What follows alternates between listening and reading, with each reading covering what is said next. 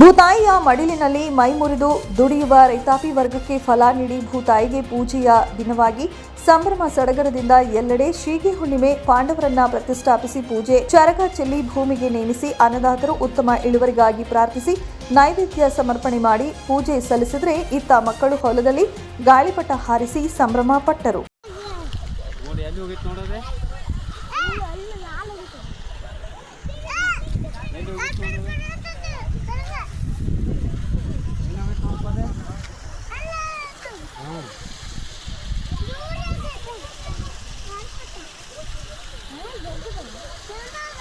ಪಟ್ಟಣದಲ್ಲಿ ಶ್ರೀಗೆ ಹುಣ್ಣಿಮೆ ಹಬ್ಬದ ಅಂಗವಾಗಿ ರೈತರು ತೋಟ ಹೊಲದಲ್ಲಿ ಪಂಚಪಾಂಡವರು ಪ್ರತಿಷ್ಠಾಪಿಸಿ ಪೂಜೆ ಸಲ್ಲಿಸುವ ಮೂಲಕ ಮಂಗಳವಾರ ಸಂಭ್ರಮ ಸಡಗರದಿಂದ ಶ್ರೀಗೆ ಹುಣ್ಣಿಮೆ ಆಚರಿಸಿದರು.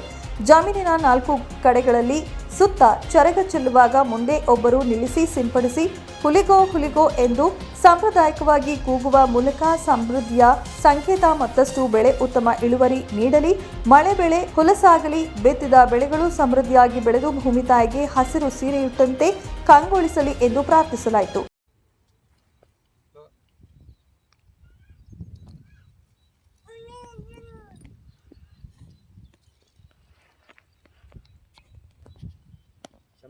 ನಮ್ಮಷ್ಟ ತೆಗಿಯಪ್ಪ ಮೆಲ್ಸಾಕ ತೆಗಿ ಕರ್ಕೊಂಡು ಬರ್ತಿದ್ದೆ ಆರಾಮ್ ಹಿಡ್ಕೊಂಡು ಸ್ವಲ್ಪ ಹೊತ್ತೆ ಅಲ್ಲಕ್ಕೆ ಬರೋಕ್ಲೆ ಬಿಡು ಬೇಡ ಆರಾಮ್ ತಕೊಂಡು ನಮ್ಮನ್ನ ಭಾಳ ತೆಗಿ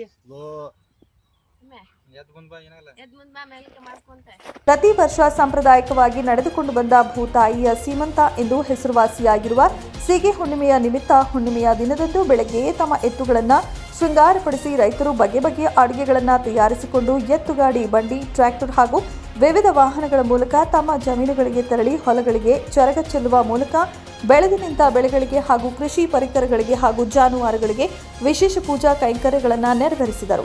ಸಂಬಂಧಿಕರನ್ನೆಲ್ಲ ಒಟ್ಟುಗೂಡಿಸುವ ಹಬ್ಬದಲ್ಲಿ ಜಮೀನಿನ ಮರದ ಕೆಳಗೆ ಹಾಗೂ ಜಮೀನುಗಳ ಬದಿಗಳಲ್ಲಿ ಕುಳಿತು ಹುಣ್ಣಿಮೆಯ ನಿಮಿತ್ತ ವಿಶೇಷವಾಗಿ ತಯಾರಿಸಿಕೊಂಡು ಬಂದಿದ್ದ ಕುಂಬಳ ಕಡುಬು, ಬಿಳಿ ಗರಿಬುತ್ತಿ, ಹೋಳಿಗೆ, ಕಾಯಿ ಕಡುಬು ಹಾಗೂ ಬಗೆ ಬಗೆಯ ಸಿಹಿ ಅಡುಗೆಗಳನ್ನು ಸವಿಯುವ ಮೂಲಕ ಸಂಭ್ರಮದಿಂದ ಹಬ್ಬವನ್ನು ಆಚರಿಸಿದರು.